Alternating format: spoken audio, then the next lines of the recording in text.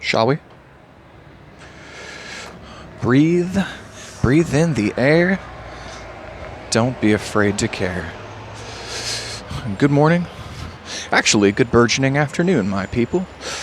Good people, fair people, fine people, sweet, loving, rockin' people.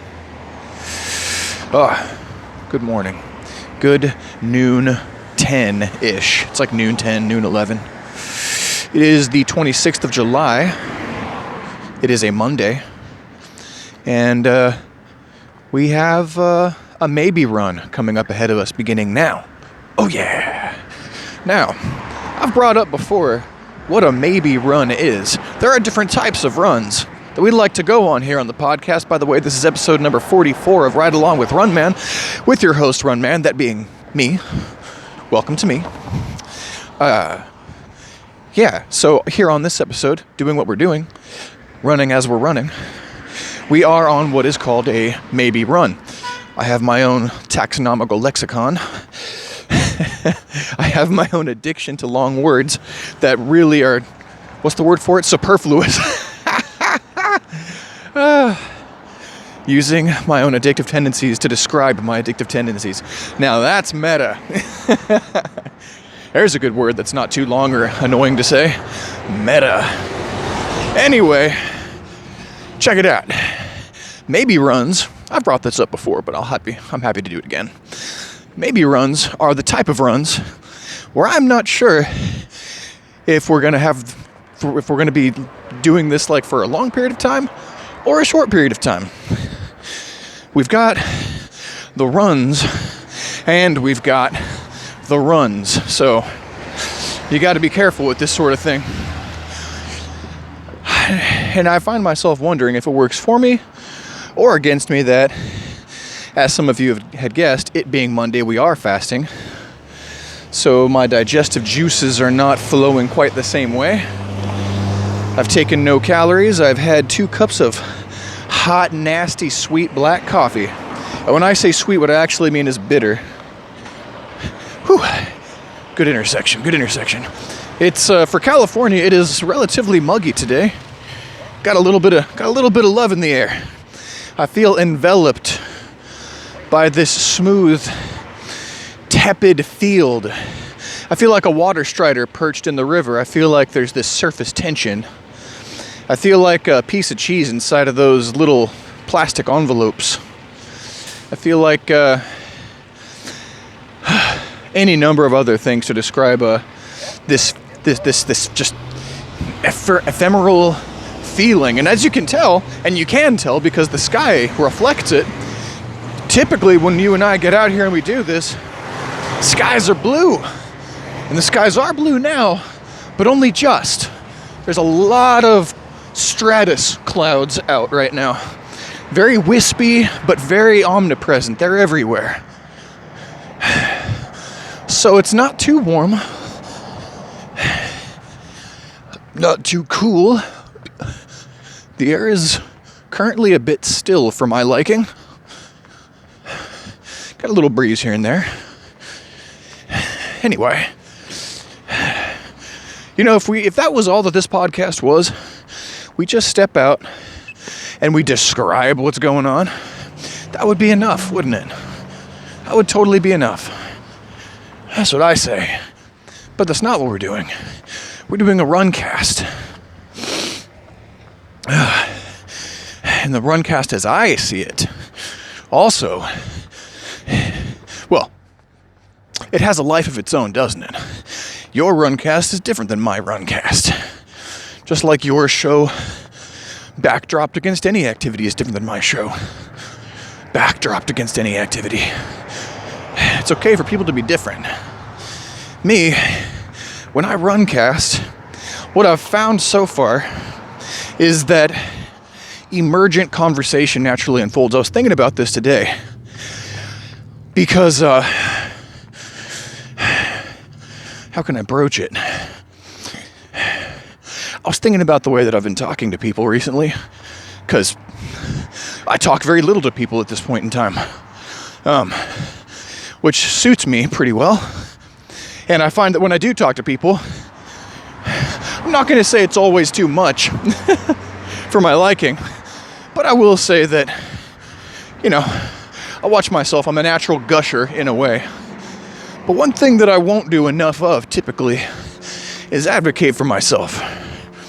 Advocate for my better nature in front of people. Advocate for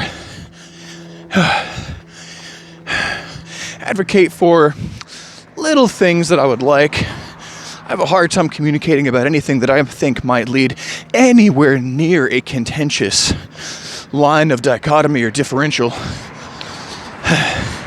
between myself and my audience. Hell, I have a hard time disagreeing with myself. I'm always rinsing things out in the backwater of my mind with the dismissive thoughts of, oh, well, I could see that way too. Oh, I suppose I can understand that. Well, I really thought this way, but I kind of also feel this way. And I guess I just can't do anything about it now because I feel two ways about something. Tough to lobby inwardly for dynamic change when you've got all these crabs in the pot pulling the one outlier down, or any outliers down, back into the bucket, as happens in nature. I didn't think when I woke up today that I would describe my mind publicly on the internet as having characteristics akin to a bucket filled with crabs. But here we are. See, it's emergent. What we have here is emergent conversation. I have a highly emergent style, I would say. The stage is set. Tends to be that when the stage is set, good things happen for me. And I had that in the morning. I described it, I don't know, in the early aughts, the early 30s of this podcast, maybe the 20s too, as this feeling where I've got this lightning in a bottle. I've got this restless monkey on my back. He just wants to jump and climb a tree, eat a banana and throw some feces.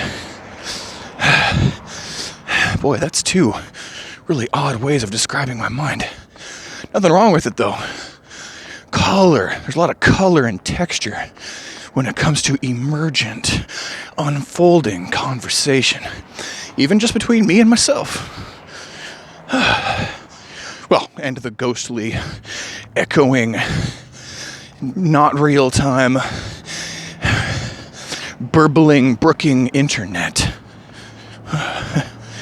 I gotta account for that too, don't you? Anywho, I was thinking about how I fail to advocate for myself properly in small ways sometimes and in big ways other times. And I was thinking, man, when I don't advocate for myself in front of people, I kind of, seems like, in a way, sometimes it feels like I'm writing them off. Writing the other people off because I'm not giving them a chance. If you just tell somebody you disagree with them, you give them the chance to have a conversation. And if you don't, it's kind of like what we were talking about before with the crabs. Just washing your hands of it. What is the difference between washing your hands and writing off? Well, one thing involves a pencil and the other thing involves soap and returning to work to peddle food. Oh, man. But,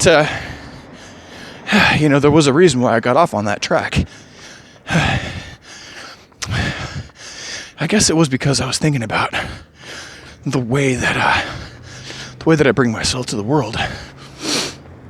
This morning I was really happy when I contemplated that realistically. And I thought to myself, oh yeah, there are these two things. Washing hands of and writing off. And they are very similar sometimes. But we're working on developing these relationships with all these different crabs and all these different buckets. Between me and parts of my mind, and me broaching with communication across the divide to the other minds of the other people that are in my life that are sharing space and breathing the same air and living the same human story in a slightly different synopsis, in a slightly different petri dish, or slide in the slideshow. Whatever else you might, however else you might conjure an image to fill the idea of whatever it is that I'm talking about. Anywho, I was really happy about that because when I noticed that I hadn't been doing that and delving into the differences, when I actually thought about it with a couple of things that have come up recently in my life, I thought, man, it doesn't matter if I make a mistake. If I write something off, and it's better discussed, I have tools for figuring that out. And if my tools and my practice don't avail me in the proper direction, at least I'm going somewhere. At least I'm going in a direction. The way that I live my life at this point in time, at least I can see that I'm moving. That can't be bad when the alternative has been, if this is a binary, there's that which is stationary, there's that which is in motion. I'm very happy to be in motion, but I have to set myself in motion. But then, you have these conversations where, oh, well, I like things this way, and this is what's happening, which is different. Should I bring that up? How do I do it? Can I communicate that effectively? We talked about asking the questions. Is it true? Is it really true?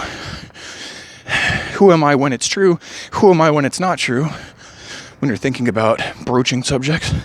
Another thing we talked about, another series of questions we have been thinking through on this podcast is what was that? The 5.8 question thing, which was when you're thinking about bringing something up, it's like, is the thing you're thinking about, it starts with the truth thing, yeah. Is that actually what's happening? Okay, that's number one. Number two is like,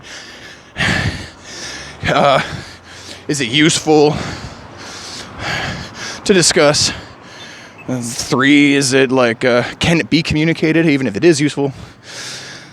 Number 4, is it better left unsaid? Number 5, is it kind? So there's those two sort of different streams of questions, those two matrices of bringing up problem-solving tools and tech that we've been employing. And I went over these things in my head this morning when I was thinking about advocating for myself, establishing a boundary, or going back on something that I said a long time ago that needs to breathe a little bit, or just general human stuff. We do this kind of thing all the time. I was just doing it in a tiny moment of time, consciously. And I celebrate that because it's possible in these moments of consciousness, particularly if you have a good practice behind these moments, I think it's possible to move the needle. I do. Talk about moving. We are moving the needle. And in so doing, like I said, we may make a mistake, and it may be a little scary to make a mistake, whether we write something off or wash our hands when we ought to have been confrontational or more self-advocating or more aggressive, or the flip side is true, whichever one. Not like we'll ever know, but let's just say we got a good solid feeling like, ooh, because I have a lot of misgiving. I have a lot of social misgiving. I have a lot of, maybe I shouldn't. When it comes to people, I was going to keep talking, and then I thought, no, that thought is perfect. Maybe I shouldn't. I have a lot of maybe I shouldn't with people. And then I get a little bit of maybe I should, and then the two hack it out. And because I have a wave behind me that has been saying, keep to myself, do my own thing, I'm aware that force has empowered even the less articulate argumentators of a given point in my mind when it comes to approaching people about things that I want changed, or looking at things clearly with people, or I'm aware of that. I'm also aware that as a consequence, my conversation blade is not as sharp as it could be. We've got a lot of work to do, you and I, out here on the podcast. A damn good thing that the stakes are so low since we're just out here running, and we're running we're running with our feet, we're running our mouths, and our bells are threatening to run as well. So, we got the triple threat out here. Anywho, yeah, I can't explain how good that makes me feel to have this thought in my head of like, yeah, for a second, I looked at something. I stepped back and I looked at it. Whoa, that's really cool. More of that, please. It's kind of an antidote to my constant pedestaling of strangers. And if you don't know what that is, you can probably guess. It's like this self-effacing. Is it ethic or is it efface? Self-effacing? Something like that. It's this inflation of the other at the expense of thought of self or value of self. That is one of my greatest addictions. I'm working on it. Maybe I should just write these fuckers down. Get a list of these addictions. It's just hard to look at them, It's hard. Like right now I can look at that one, but we'll be 3 sheets to the wind here in a second. 3 subjects deep in the asshole of some other stream of thought. Just balls deep elsewhere. And we're going to forget all about this. We're going to relegate the subject of this conversation and the incision of this moment's focus to the backwater of the mind. The back burner of the simmering crab pot. You'll notice sometimes in this podcast I fail to resolve metaphors. You're just gonna have to be okay with that. It was like when Puddle's Pity Party, that YouTube channel based on the guy who dresses up as a clown and sings. This giant dude just dresses up like a clown and he sings really well. When he covered the Lord song, Royals, he left the last line out, which was like, the song was naturally coming to this apex, this really positive feeling. But because this guy's got a platform and he's got this focal point of projection, he has this mood that he's trying to project. You can't just resolve things. So he chose to just silently walk out of the video before the last line, leaving it unsaid. And the internet loved that and hated it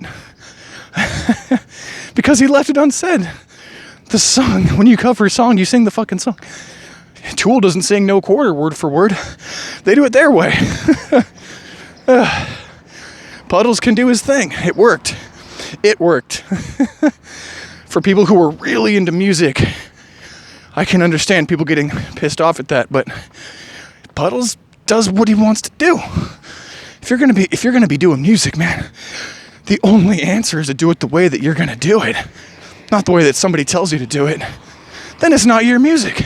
Then it's a joint effort. Of course, that gets a little blurry because we have influences everywhere all the time, and we're social beings, so everything is a joint effort at some point. But that's all moot. I'm not worried about that too much. See, I'm revved up. I got the lightning in a bottle.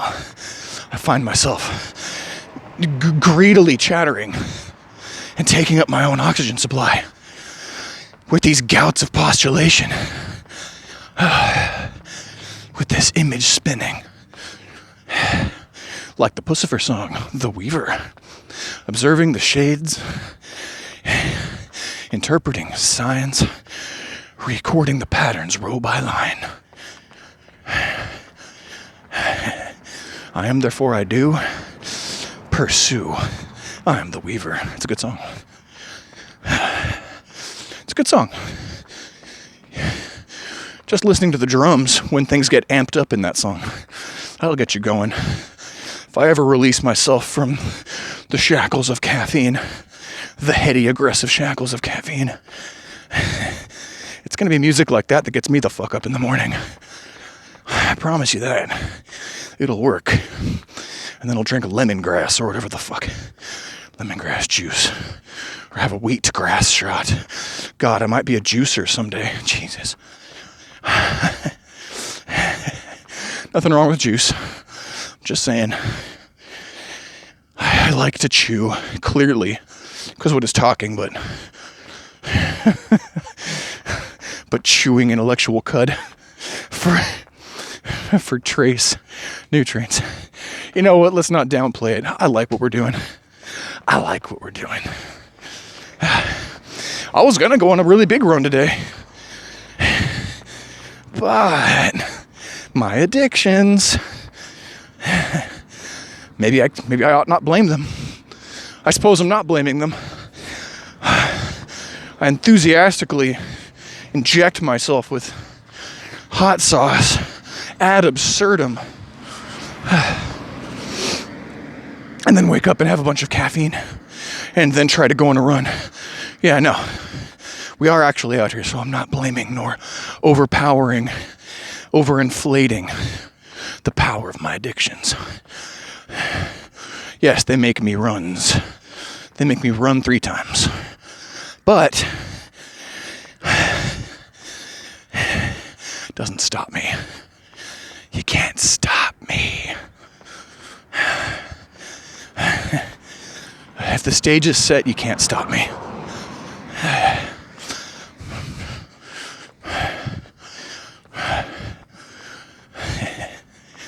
So yeah. The first words I thought I was going to say, besides the introductory hello, how are you, my good friends, and all that stuff, because I always like to start on a nice note like that, but the first words of substance, actually those are words of substance, the second words of substance that I wanted to give you for today's talk, you can't tell, I can't keep a smile off my face. Because it doesn't sound so happy, but it is happy. It's a happy thought. We got to figure out, you guys, we got to figure out how to treat ourselves and each other better. We got to do it. It's on us. I don't know why that tickled me so much when I thought about that earlier, and I thought, I want to record that. I was just having warm, fuzzy feelings.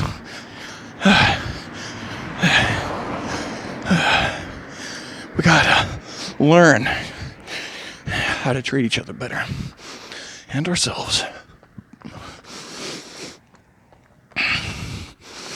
That's nice.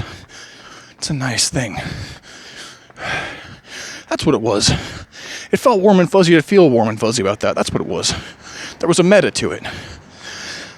We've been doing a lot of pulling back on the lens today. So yeah, that's exactly what that was. I pulled back and I was like, oh, the fact that occurred to me, and the fact that it's sticking with me, and the fact that I'm compelled to communicate it are excellent indicators that I am motivated in a positive way to do something very nice, to just overcome myself a little bit and go beyond. Now that is an encouraging thought. I was very encouraged by that. I still am. More so even because I'm more awake than I was, because that was halfway through the coffee. Now we're all the way through it. I might even have more later. You don't know. Shit, we're not eating.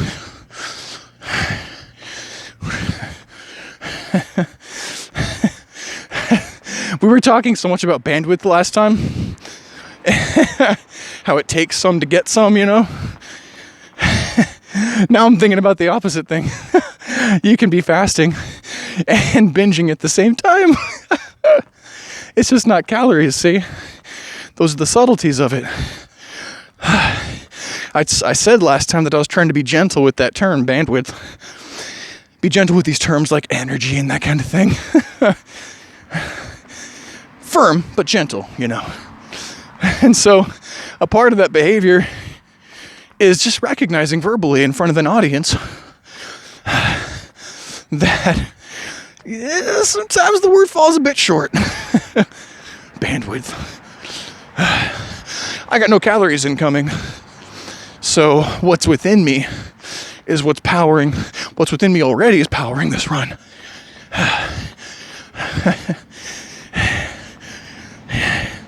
So you could say that there's a clear draw, there's a clear siphon, there's a clear There's a clear difference in today's manifestation of bandwidth than yesterday's. There's a clear differential there. I'm not going to say we're hemorrhaging it, because we all know how human beings work. We can survive a fair amount of time, lots of us, without eating. It's not on the docket. It doesn't have to be on the docket, because it can be on the docket later, and I'll be A-okay. Anyway, it is possible to fast and binge at the same time. And that is when the word bandwidth becomes a bit more hilarious and absurd. Boy, they just keep... Oh, man. What is this campus going to look like in a year? I wonder if I'm going to see it. I might have to drive back over here from wherever the hell I am just to see how this thing's turning out. I used to really like running around in that parking lot. This used to be a hill. Oh, that's weird. There used to be a hill right here. Now it only exists in my recordings. There used to be trees on it. God, that strip of mud right there, can you see that? This strip of slightly upraised mud just beyond the yellow dandelion line, or whatever the fuck that is. That little strip that you see used to be a part of that sidewalk that I was telling you guys that I loved so much, way back there, where all the lizards used to hang out. How many fucking lizards died? Oh, you bitches. But we need a bigger parking lot. Or God knows, they'll do there what they did there. That used to be hills. Now it's houses. I was there when it was hills. Then I was there when there were years of construction that are still happening, if you can see in the distance a little bit. Beyond all that is some hills that you can now not see until you get further along the direction that we're going. Oh, you can kind of see them now. There you go. That's nice. Progress.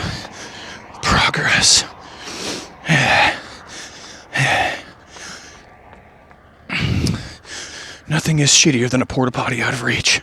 Am I right? How many times this last month, when we've been hammering and bringing numbers in by working, how often this month have we been out on the dusty trail, driving food to people in remote locations and not so remote locations, and had to pee so freaking bad. And all these restaurants are opening up again at this point in our year 2021. Yet nobody's bathrooms are opening up. And so all these places will let you deliver their food, but they won't let you empty your biological bags. Yarg. Well, I guess the biological airbags you can breathe for now.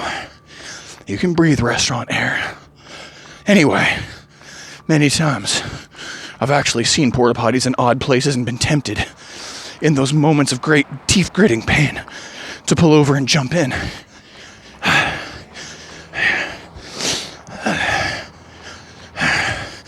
I haven't done it yet.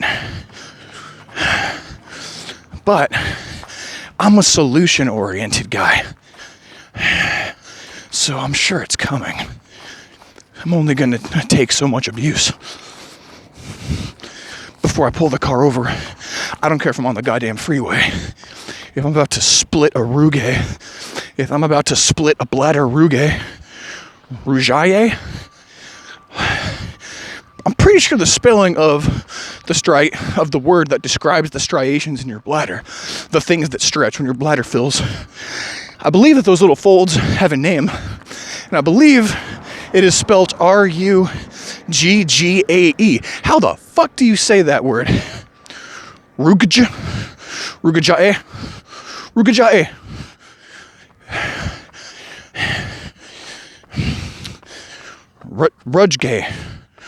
Rugby.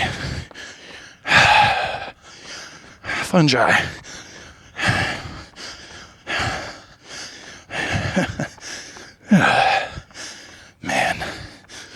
It's funny.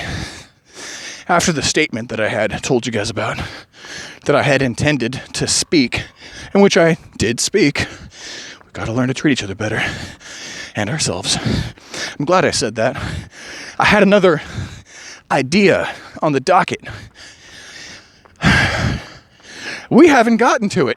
We're already like, what is it? What are we at? 20 minutes? We are at 30 minutes, Jesus. Hey, you know, it's all a part of it's all in the practice. It's all in the work. We're getting there. You and me and you. Oh, man. Anywho, yeah, I had a tertiary premise. Intros, first thought, second thought. Whatever. I'm not worried about organizing my thoughts for my audience. I'm really not. At least not right now. You don't come to me for organization of thoughts. You come to me for I don't know what. But I know why I'm here. I'm here to talk and run. That's it. The rest will reveal itself. That's what it was. That was the thought that I had way earlier when the difference between hand washing and off writing happened. That's what that was.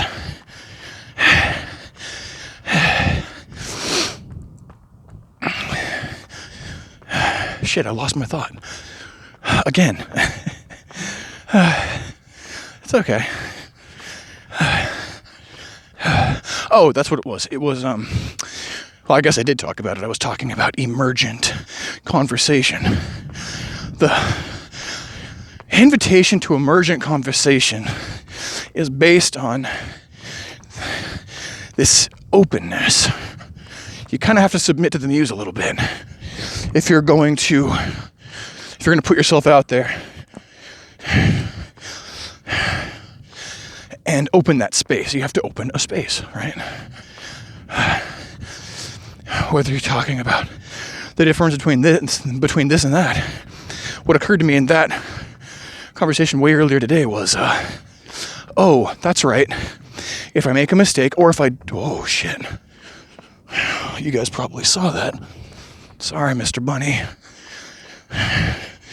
You got hit by something and then partially eaten. Damn. It'd be like that. I've been witnessing a lot of roadkill recently. Anywho, I was thinking, hey, if I make a mistake and I don't talk about something, or if I make a mistake and I do talk about something,